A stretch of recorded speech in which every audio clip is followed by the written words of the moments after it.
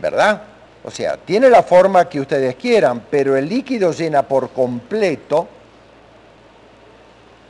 este tubo. La cosa no cambia para nada si en lugar de tener este tubo, yo corto el vidrio por acá y tengo un envase en el cual esto está lleno de líquido. De modo que como la presión aquí es igual a la presión aquí, y aquí arriba yo debo tener la presión atmosférica, entonces la presión en X va a ser igual a la presión atmosférica más la densidad de este líquido, por G por esta altura.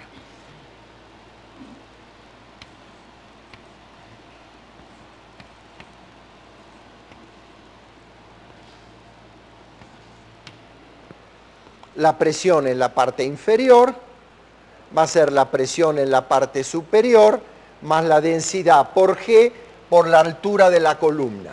La presión en la parte inferior va a ser la presión en la parte superior más delta por G por la altura de la columna de líquido, H. Entonces, si yo mido esta diferencia de alturas, cosa que se hace con una regla calibrada, y si conozco la presión atmosférica, cosa que se hace con un manómetro especial para medir la presión atmosférica, puedo calcular cuánto vale la presión en el recipiente.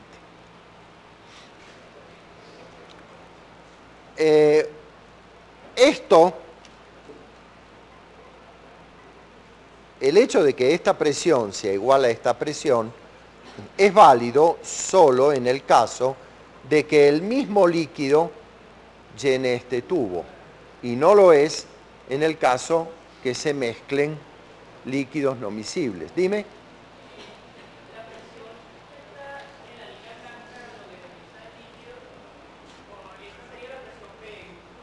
Es la misma que la que está en todo el gas, porque el gas tiene un volumen pequeño y su presión prácticamente no cambia con modificaciones de altura de centímetros. O sea, todo esto está a la misma presión, y lo que quiero destacar es que la presión en este punto, como hay continuidad de líquido en este tubo, es igual a la presión en el otro punto. Porque todo este líquido está en reposo, una vez que se produjo el desbalance. ¿Me explico? Ahora, que la presión en este punto es igual a la presión en este punto, es cierto si tengo continuidad de líquido. En el caso que no lo tenga, puedo construir un densímetro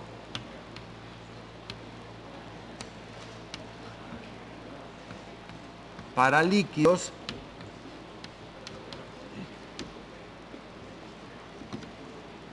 no miscibles.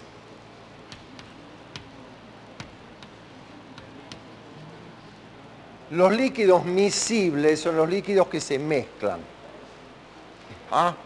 El agua con el vino. Yo tengo un vaso de vino y le echo agua y espero un momento, al cabo de un tiempo se mezcló, ¿verdad? Sin embargo, si tengo un vaso con aceite y le echo vinagre, no se mezcla. Esos son los líquidos no miscibles. O por ejemplo el aceite con el agua. Se forman láminas superficiales que impiden que los líquidos difundan uno dentro de otros. Para los líquidos no miscibles se puede pensar qué va a ocurrir si los coloco en un tubo en U. Los tubos en U son muy comunes con las experiencias, en los experimentos con líquidos.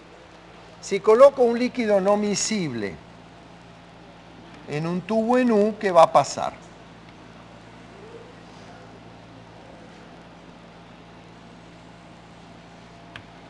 Va a pasar que voy a tener una columna con un líquido, supongamos mucho más denso que el otro,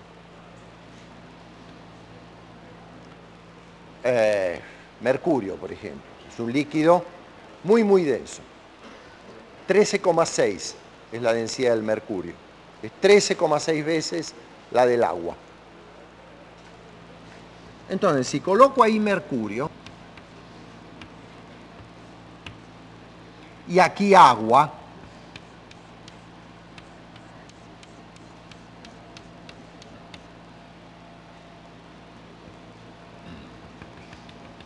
va a pasar esto.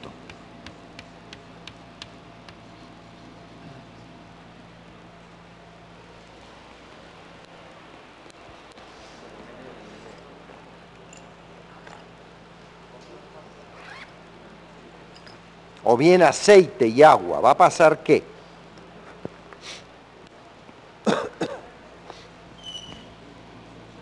Toda esta columna de mercurio, que tiene una altura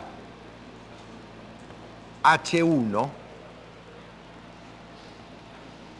va a hacer que toda esta columna de agua, que tiene una altura H2,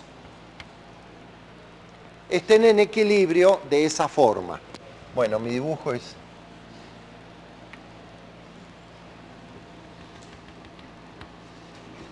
Supongamos que se ha restablecido el equilibrio, que ya no hay más movimiento de líquido. ¿Qué ocurre? Ocurre que en toda la parte inferior, que es la que va a dibujar mi dedo, a partir de aquí, todo esto es agua. Quiere decir que estos puntos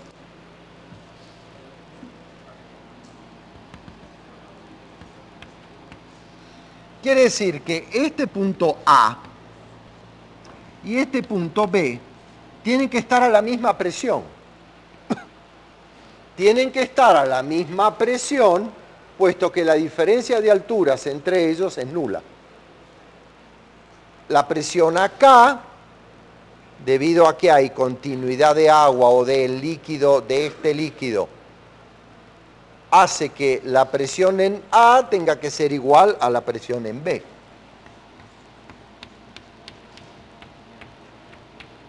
Porque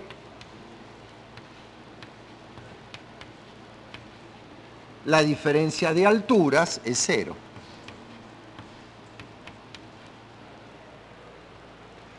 Pero por otra parte, la presión en A la puedo escribir. Supongan que tenemos ramas abiertas. Aquí tenemos la presión atmosférica, la de la atmósfera sobre esta superficie y aquí también. ¿Por qué la misma si las alturas son muy distintas? Porque la presión atmosférica no cambia, como es un gas, para diferencias de alturas de los órdenes de los centímetros o del metro. Entonces, por otra parte, P sub A es igual a la presión que genera toda esta columna de mercurio, que va a ser igual a P sub 0 más delta, llamémoslo 1, por G por H1, donde H1 es la altura de esta columna, es la diferencia de niveles.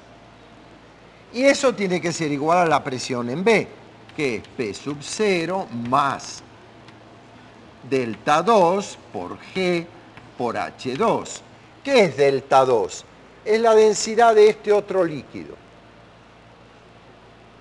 Entonces, como las presiones en A y en B tienen que ser iguales, es suficiente una altura H1 de un líquido de densidad delta 1 o bien una altura más grande de un líquido de densidad menor para lograr que las presiones estén equilibradas. En otros términos, como la densidad del mercurio es mayor que la del otro líquido, supongamos agua, basta con una altura menor que en el caso del agua requiere una altura mayor para que se equilibren las presiones. En otras palabras, delta 1 G por H1 tiene que ser igual a delta 2 G por H2. Quiere decir que la relación de las densidades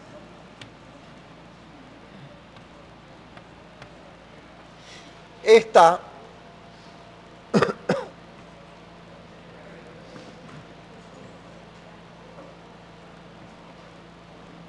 en relación con las alturas.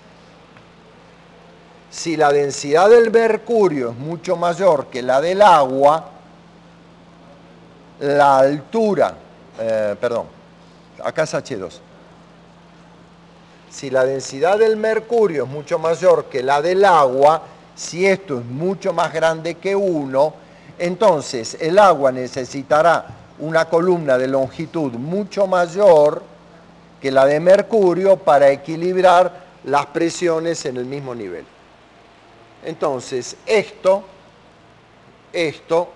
me permite medir la densidad de la cosa que estoy colocando si conozco la densidad del líquido que está en la otra rama. Basta con medir la diferencia de alturas. Bien. Vamos ahora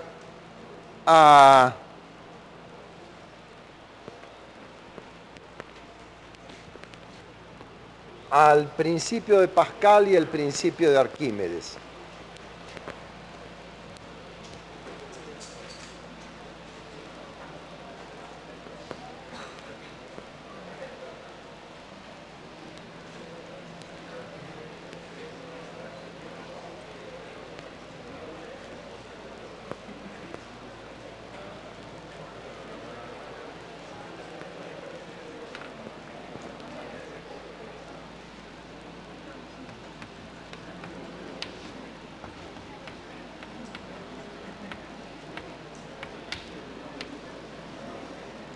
Esto de estos prefijos de principios,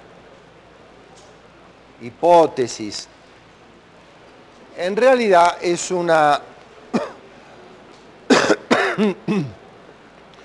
consecuencia histórica. Lo que les voy a decir ahora recibe el nombre de principio de Pascal o el de Arquímedes, porque ni Pascal ni Arquímedes tenían un formalismo claro para explicar lo que ellos observaban. Entonces, ellos observaban y lo hacían una ley general, de la misma manera que durante mucho tiempo, cuando no se conocía el ADN, bueno, los biólogos observaban y hacían lo que ellos llaman una taxonomía, una clasificación, y el resultado era el resultado de la observación. Ahora, yo tengo una posición mucho más cómoda que Pascal y Arquímedes, porque tenemos un marco de una teoría relativamente completa para describir estos fenómenos. Pero en honor a esta gente se le sigue conservando el nombre de principio de. No es una cosa aislada. Afortunadamente, la física no se construye con ladrillos aislados. Pero no es menos cierto que la física históricamente no se hizo en orden. No apareció primero la mecánica y después la electricidad. Fueron experiencias y desarrollos que iban apareciendo, y hasta que no se hizo una teoría que armonizó todo, no se pudo explicar organizada y ¿cómo les diría?, adecuadamente presentada, que es lo que se hace hoy con ustedes. Entonces, es un poco esos nombres consecuencia de hechos históricos, ¿no? Entonces, Pascal lo que observó fue que un aumento de presión se transmite íntegramente a todo el líquido. Eso quiere decir lo siguiente. Supónganse que yo tengo un líquido, encerrado en este recipiente. Y lo encierro con una tapa que puede deslizar sobre las paredes del recipiente. Eso después se va a llamar un pistón. O sea, un cilindro con una tapa que puede subir o bajar. Si yo hago aquí una fuerza F suplementaria, yo voy a aumentar la presión en los puntos en que están en contacto con el pistón, pero también la voy a aumentar en todos los puntos del fluido. ¿Por qué? Porque la presión del fluido es igual a la presión en I0, acá, más delta por G por Y. Bueno, vamos a hacerlo más fácil. Vamos a suponer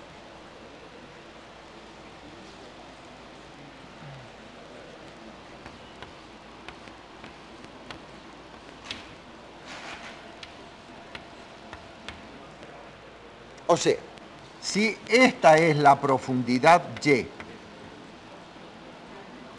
y esta llamé I0 a la profundidad aquí,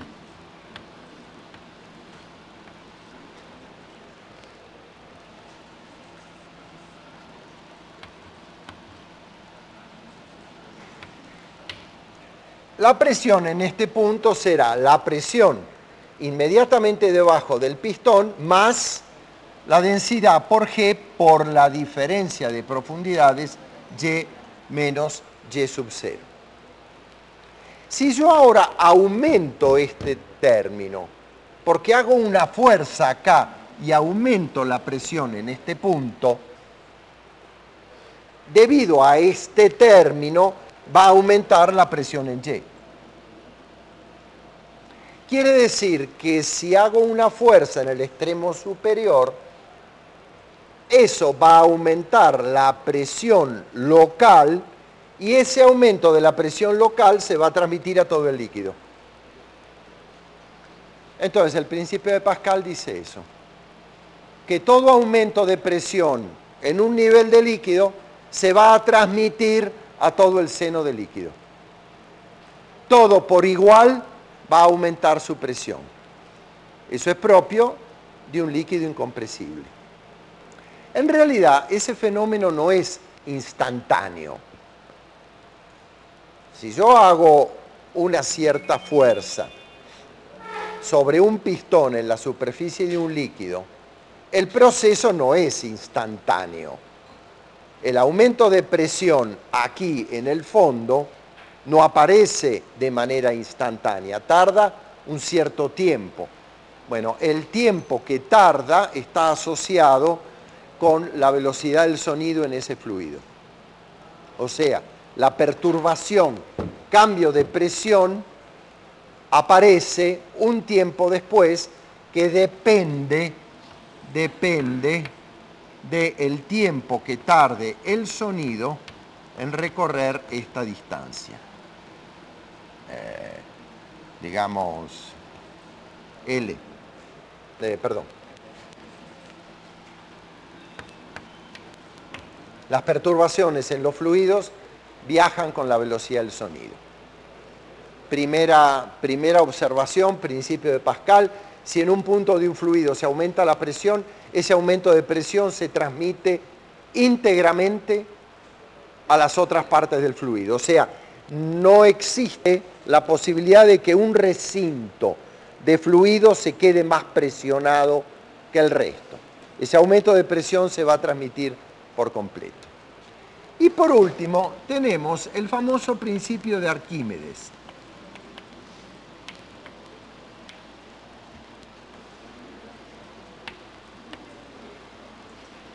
Del cual deben haber oído muchas historias. Yo también, pero no les voy a contar la historia porque o no me acuerdo. Yo no sé si no me acuerdo o no entendí bien qué era. La cosa es que Arquímedes quería saber, hay una historia con una corona, y Arquímedes quería saber si la corona estaba hecha de oro o no. Y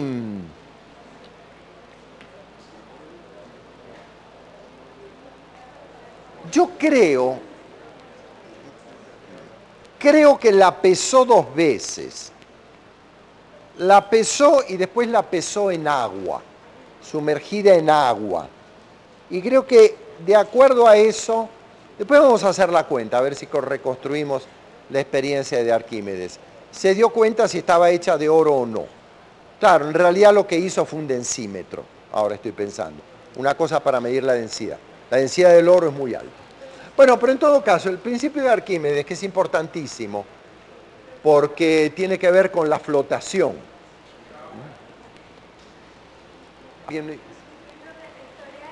A ver. La historia era que Arquímedes, el rey, o una cosa así, le mandó a saber cuánto volumen de oro tenía la corona, y para saber, porque tenía una forma muy... Claro.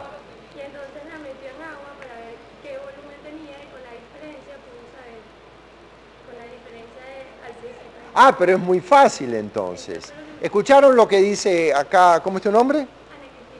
Ana dice que el problema de Arquímedes era que quería medir el volumen de la corona. Y la corona tenía una forma rara. Claro, medir el volumen de una cosa de forma rara es complicado.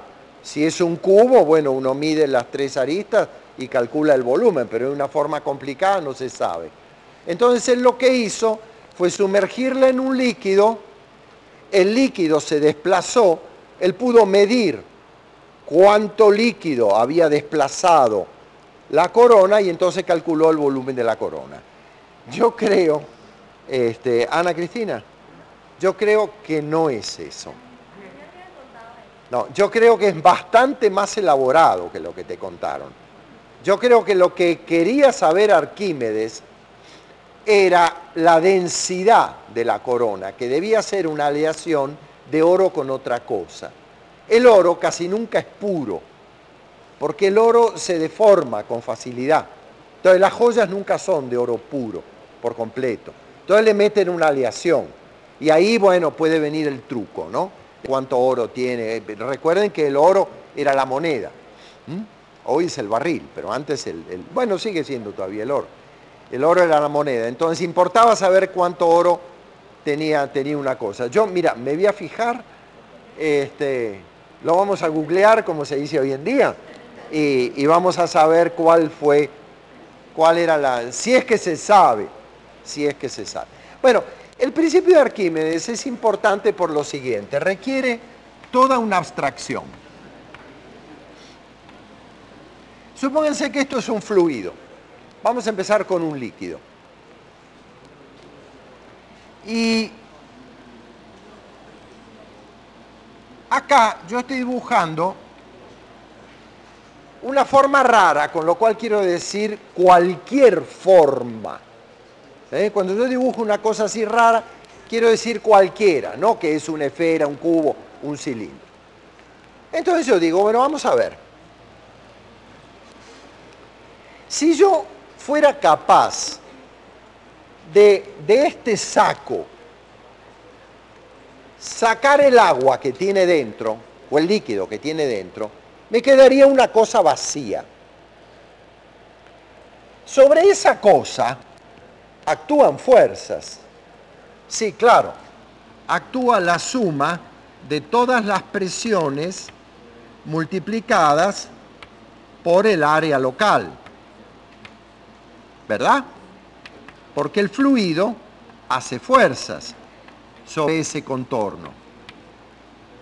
Quiere decir que sobre esto actúa una fuerza total que sería igual a la integral de los diferenciales de fuerza elementales, y cada diferencial de fuerza es P por ds.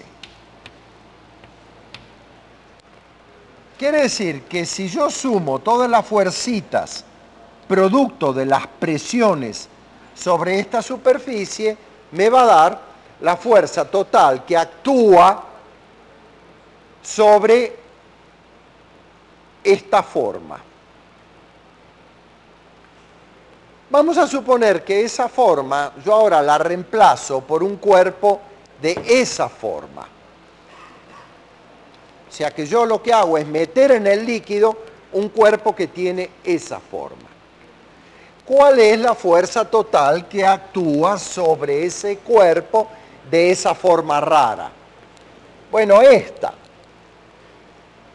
Y esa fuerza no depende de que yo haya metido un cuerpo que tiene esa forma de hierro o de madera.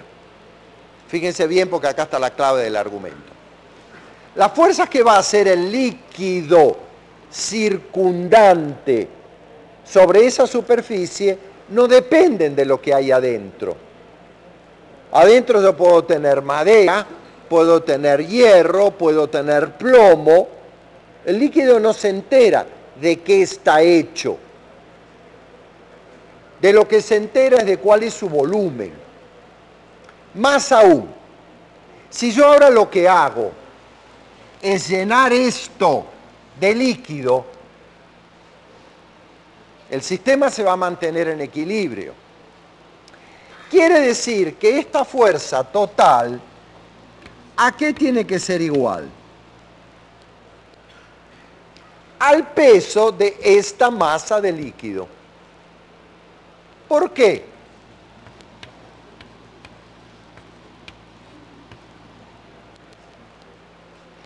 Porque el líquido hace fuerza sobre mi superficie ideal, tal es que el sistema se mantiene en reposo. O sea, yo tomo un recipiente y me imagino en mi cabeza esta superficie. Lo que está ahí dentro está en equilibrio. ¿Por qué está en equilibrio? Y bueno, es evidente que está en equilibrio, porque si no se estaría cayendo. No se cae. El fluido está en reposo. Quiere decir que toda esta masa está equilibrada. ¿Por quién? Por el resto del fluido. Si esa masa yo la cambio, saco el líquido y pongo hierro, el líquido va a hacer lo mismo. ¿Qué es lo que va a pasar después? Es otra cosa. Pero la acción del líquido tiene que ser la misma. A ella, lo único que le importa a la acción del líquido es el volumen de esta cosa. De modo que, en definitiva, la acción del líquido sobre esta superficie tiene que ser igual al peso del líquido. Ok. Pero entonces, si yo ahora saco el líquido y pongo otra cosa que pesa menos que el líquido, ¿qué va a pasar? Ya para arriba. Porque todo el líquido equilibra peso de líquido. Si yo saco el líquido y meto otra cosa, lo de afuera va a hacer lo mismo. Va a equilibrar el peso del líquido. En realidad es así. Va a equilibrar el peso del líquido. Si lo que estoy poniendo es una cosa más liviana que ese líquido, lo saca para arriba. Esa fuerza se llama el empuje. Y es el que da lugar a casi todas las paradojas cuando uno trabaja con líquidos. ¿Qué es el empuje? Es el peso del líquido desalojado. O sea, cuando a mí me dicen que un transatlántico o un tanquero es un buque que desplaza 20.000 toneladas de agua, quiere decir que él pesa 20.000 toneladas. En otras palabras, si yo agarro el buque y lo pongo en una piscina a nivel, mejor dicho, tengo una piscina a nivel, meto el buque con una grúa, 20.000 toneladas de agua se van para afuera. El peso de esa agua es el peso del buque. ¿Y por qué se fue para afuera? Y porque sobra agua. Porque la densidad del agua es mayor que la densidad del buque. Cosa que les voy a mostrar rápidamente.